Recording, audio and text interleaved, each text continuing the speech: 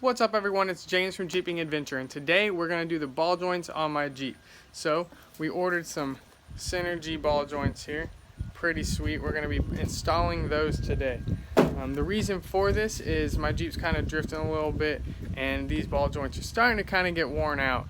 Not a lot, it's not to the death wobble point yet, but it needs to get done. I'm about to travel pretty far to Texas here soon, and I want my Jeep in tip-top shape so I don't have any issues out on the road.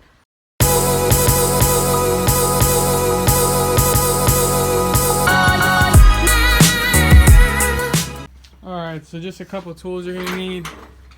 You can rent this right here at your nearest shop. A little ball joint kit, you're going to need that. You got assorted sockets and wrenches.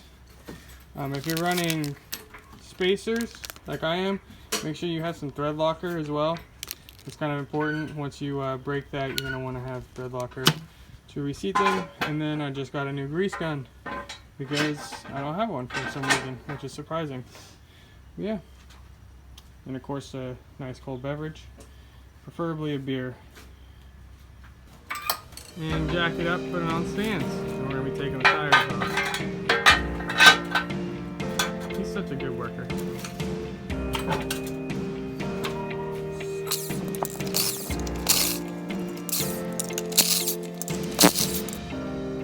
Alright, so the next step is to remove the spacers if you have them, and you want to have someone holding the brake while they do that.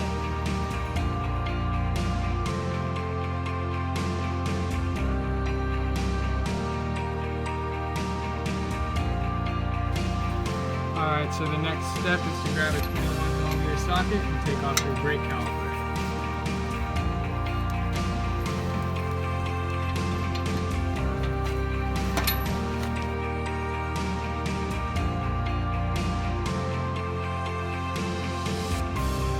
Remove the motor. Set that down. And if you don't have extended brake lines, you're going to want to tie that up. You can use the spring and tie it up there so it's not hanging by the brake line. Fortunately, I have extended brake lines, so I don't have to worry about it.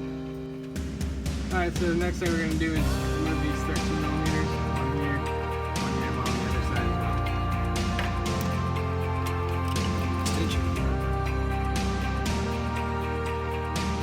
So next we're going to grab a 36mm socket and a wrench or something else. Stick the wrench underneath the U-joint and break this axle nut loose. And then take it all the way off.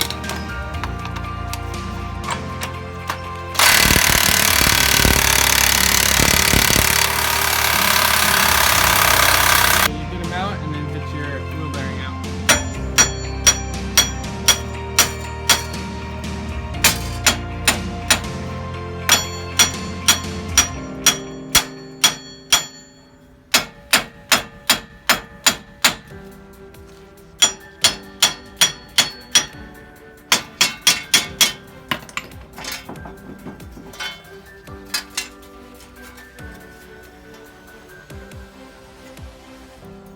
Now we'll be pulling the wheel sensor. Quick tip, if your wheel speed sensor breaks off inside there, it's really not a big deal. You just get a wood screw, screw it in, and then pry it out, and it'll remove this part that broke off in there. And then just buy a new wheel speed sensor.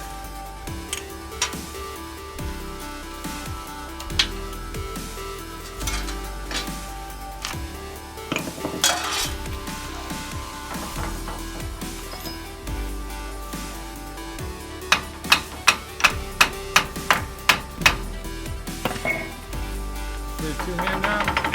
Two-hand job. Little love with the hammer. Got him.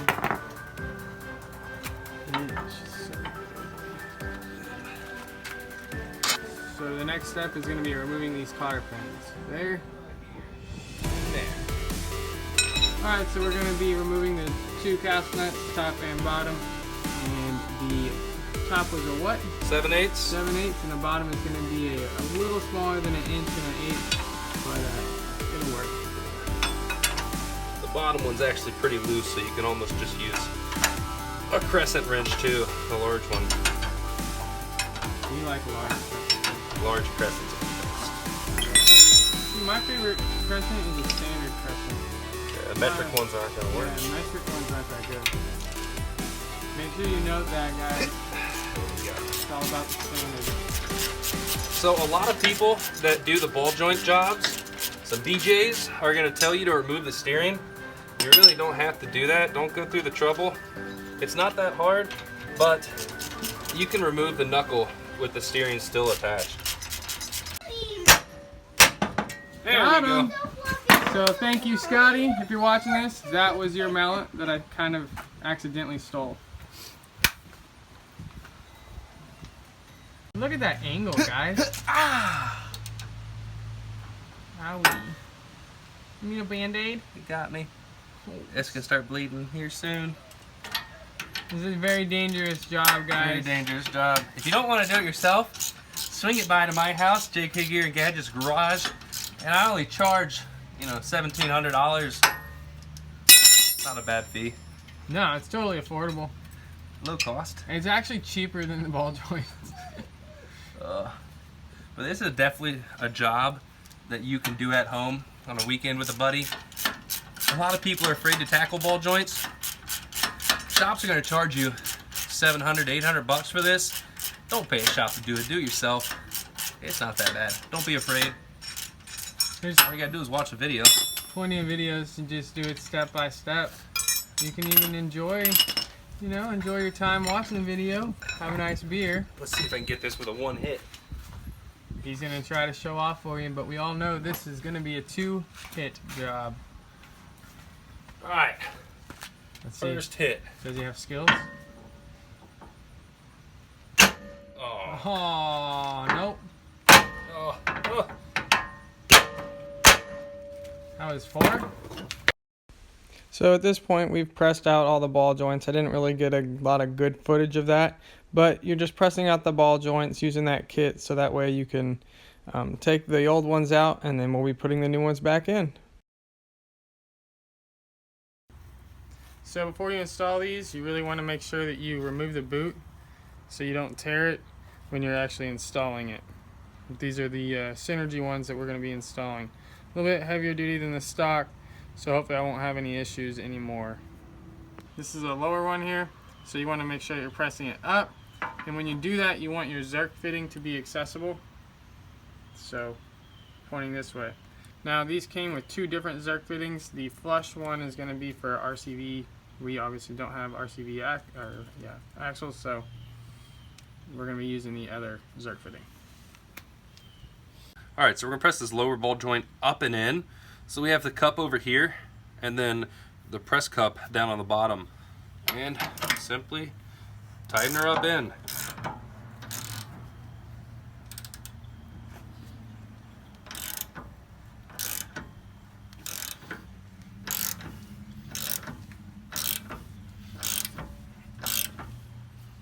Make sure it's going in nice and even on the bottom, which it is.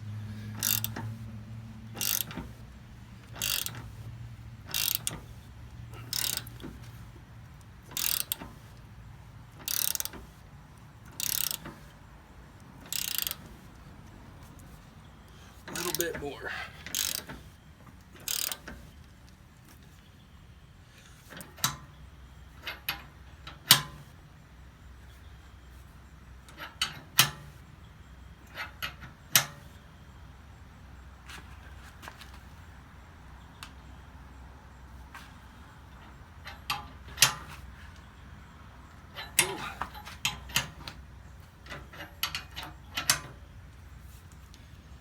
Alright, so we're going to be pressing this ball joint in, so it's going to be going up.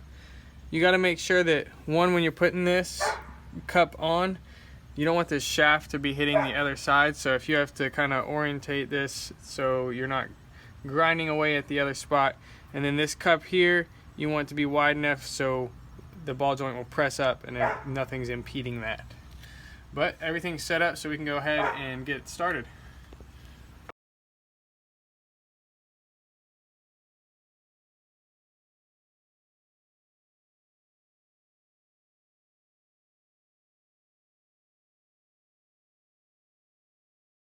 Alright, so now that we actually have it pressed in, we're going to put our seal back on. Very simple on this bottom one. The top one's a little more difficult. And then you put your Zerk in right up here. Make sure not to over tighten these because they are known to snap off. Yes, dogs. The saddest, happiest dogs. Reinstall the top Zerk fitting. Do it. Just do it. And then reinstall your lower grease boot. When you're installing that top boot, it helps to have a small little screwdriver or something to kind of push it up in there. It's real tight like. So now that we got the ball joints pressed in, the boot's on, it's time to reattach the knuckle. So we're gonna finagle the knuckle in. Take a little strength. Oh man. Get it aligned. Push it up in. Grab the bigger cotter pin and hand tighten it. We're gonna grab our ABS wheel speed sensor bracket, and they are actually marked. So this says right forward, just like that. You don't want to forget to add these and be halfway done with your project and realize you got to take the knuckle back off. So we're going to start both of these. We're going to start off with the lower castle nut. We're going to torque that down to 80 foot-pounds. Once that is tight, move up to the upper and torque that down to 75 foot-pounds. Once they're torqued down to the proper spec, we're going to throw the cotter pins in. A little thing about cotter pins is if the hole's not lined up, you never back it off. You go tighter until that cotter pin hole it lines in, you know, really good, and then bend it over so it can't come out. Yep. Oh, look at that. The cotter pin went right in. We got dogs, we got kids, we got cotter pins. It's going down over here at JK Gear and Gadgets house. Make sure you subscribe to all 4 channels. That's right, 4. We got Jeep Gear and Gadgets, JK Gear and Gadgets, Jeeping Adventure, and Jeep Her Adventure. We're all about a good time.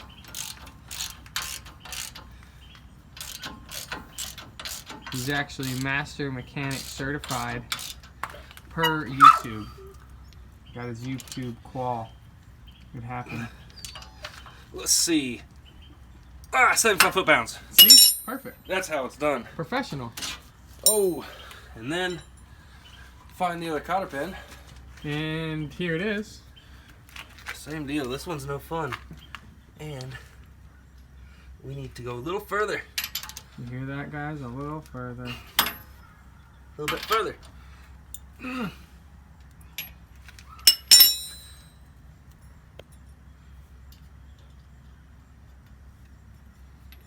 little bit further.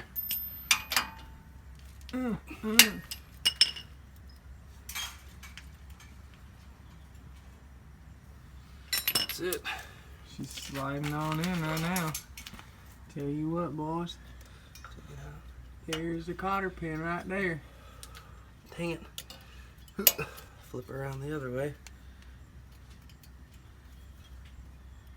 Sometimes you just have to move it, reposition, and then bam, spread them. It's advised to get the best amount of spread possible for cotter pins. You really want to. I wouldn't include any of this in your video. It wouldn't include any of this? This is like fantastic video. You're losing all footage. credibility. All credibility. You're losing credibility. I'm I'm not. just filming. I'm not talking. Oh, alright, this side's done. Move on to the other side. Do the same thing. Throw on our wheel bearing and all that stuff. Don't forget to put on your backing plate. So many times I've done that. I put the wheel bearing in, put the axle shaft on, and forgot about this. People always say these aren't needed, but they are. Because you gotta take all the heat from your rotor. You got your tie rods right here. Those little guys don't like heat. So you need your heat shield. Is that all you have to add to this? all. Okay. I hate this job. You hate this job? I hate ball joints. I hate Jeeps. I said it. I hate Jeeps. You said it, guys. Should buy a Toyota. Oh god, I got it in the video now. This is ridiculous. Toyota Gear and Gadgets. All right. Oh, coming up. We'll keep working. Toyota Gear. Now you're recording? Yeah. That's the sound? You never have is your phone always on my silent? phone's always on silent. That's dumb. I mean, I don't like it ringing. Alright, I don't know why. I'm just putting it in the hole. Anyways, so now that we got that torque down, we're going to go ahead and slide our axle shaft in here. You really want to take it slow. These are your guides right here. So you take this slow, and then once you get it basically in, you're going to have to align the splines right there. So just turning it to get to the basically the right spot. So let's go ahead and put it in. if your shaft is missing those guides, it's no big deal. A lot of people took them off. It probably just means that the previous owner took them off. They're not really necessary. There we go. Boom. Shaft's in. Shaft's in, guys. Shaft in. Alright, backing plate. You want this side right here to protect the tie rod. As you can tell, once you put it on, it kind of protects that tie rod a little bit, and then your wheel speed sensor will be sliding in right here. Now we're going to go ahead and install our wheel bearing.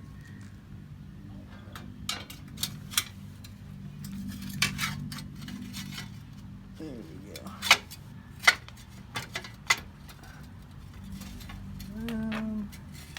Needs. Before you go ahead and tighten down those 3 13mm wheel bearing bolts, go ahead and install your wheel speed sensor so you can actually snake it through while this backing plate's loose. And then the best way to actually get to those 3 bolts, these 2 you can use with an extension. That top one, turn the steering wheel so the knuckle's out and you can get to it easier. 3 whole different kinds. Look how much of them we only have. And one only took a little. 3 of those are tight, ready to be tightened. Oh, you rolling? Rolling. All right, now that all 3 of our wheel bearing bolts are tight, we're gonna hit. Oh man, we're gonna go ahead and hit this axle shaft nut in. You're gonna nut in. Yep.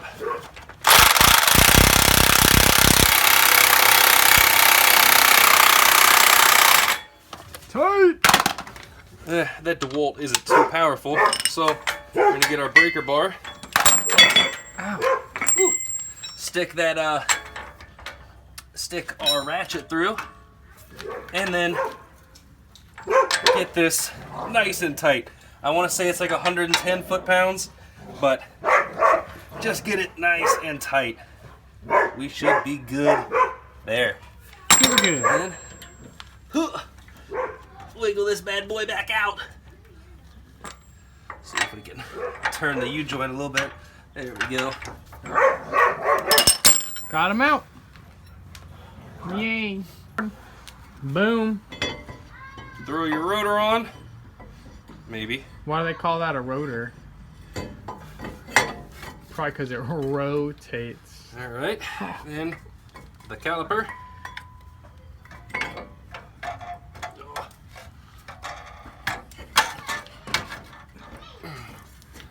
It helps when you- you have muscle. It also helps when the guy doesn't touch the brakes. Who touched the brakes? So that'd be me accidentally. Oh, I think we can squeeze it on. Can't help myself. And these are 21mm. Put it back on. Get them nice and tight.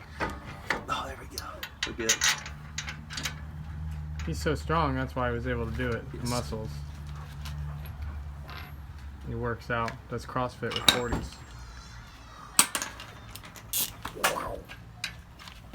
And we're back. Oh, we're back with the impact. Back with an impact. Saving time, guys. Saving time. That ain't gonna work. Let's turn the wheel.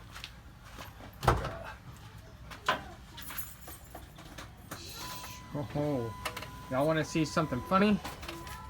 This is Jeep Her and Gadgets, and apparently it's wintertime. It is. What are those? Look at Ben's feet. What are you What? talking about? What are those? What are you You're- wearing, Taylor? What are you in Alaska? They're duck boots and they're waterproof. Oh, it's a lot of rain right This is now. what I work with. Crocs and duck boots for winter. You're welcome. Yeah, I'm sweating. That's because I'm working you. Yeah, if y'all can, definitely get a friend that'll just take over the job. It's kind of convenient. Oh! That was fun. Yeah, you just like punched yourself in the face. I almost got that on film. Oh, you didn't? No. Asshole. I got it slipping. I didn't get you hitting your face. I'm gonna tell Cotter to go find more wood. Alright, those are tight. Ooh. And they tight. Here. You get Don't forget to grease them. Oh. Let's say about 4 or 5 pumps. All right, guys. So we're all done. Thanks to Ben. He really hooked me up with getting everything done. Make sure you're subscribed to JK Quick Gear. Sorry, and Gadgets. But yeah, so we're gonna drive it, make sure everything's good. We do have to mess with the alignment, but that was before we even messed with the ball joints. I'm gonna actually do a review on these ball joints, you know, probably in a couple weeks, get some miles on them, see how I like them. But yeah, so make sure you give the video a thumbs up, or thumbs down, I don't care. Make sure to subscribe and keep the adventure going. Yeah, just keep it going. Keep on jeeping on. No, don't keep on jeeping on. Keep the adventure going. Keep on jeeping on. And keep the adventure going. What's your crazy thing? And the adventure keeps on. Wow, that's lame. Get out of here. Lame. Alright, guys.